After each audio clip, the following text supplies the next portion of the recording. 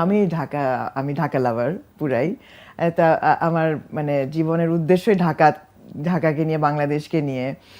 এবং আমি যখন মানে আমাদের উড়াল দেওয়ার দুটো সময় থাকে, একটা হলো লেখাপড়ার সময় আর একটা হলো বিয়ে করার সময়।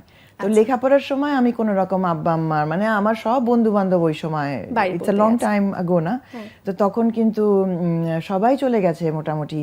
তা আমি কিসের স্যাট কিসের টোফেল আমি এগুলো চেনার চেষ্টাও করি নাই, কারণ আমি জানতাম যে আমি আমার বাবা মার বাইরে সার্ভাইভ করব না, কারণ আমি কিছু কিছু ব্যাপার আছে বাংলাদেশের যে আমি খুবই ভালোবাসি, মানে একটা কমফর্ট একটা ব্যাপার, আর বাবা মাকে ছেড়ে যাব এই কনসেপ্টটা আমি ঠিক তখন মানে রেজিস্টারই করতাম না।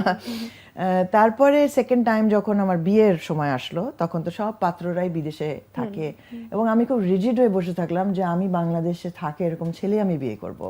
এবং আল্লাহ তাই আমার সাথে সুর মেলালেন এবং আমার সেটাই হলো।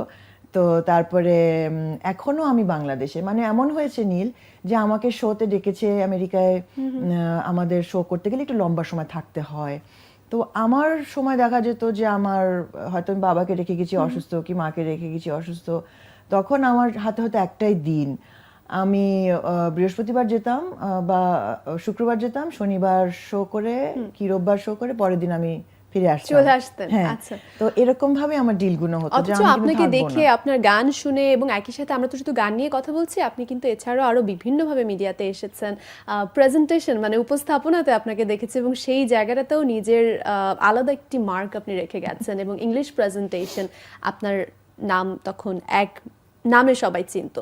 আপনাকে দেখে অনেকে ধারণা করতেন হয়তো বিদেশি বা বিদেশ থেকে পড়াশোনা করে এসেছে, কিন্তু আদতে এখনো বলে বিদেশি তো থাকেন, আপনি কি বিদেশি থাকেন, মানে আমাকে পিওর বাংলাদেশি, হ্যাঁ খাঁটি আমাকে বাংলাদেশি দেখলেই মনে হয় নাকি যে আমি বিদেশি থাকি।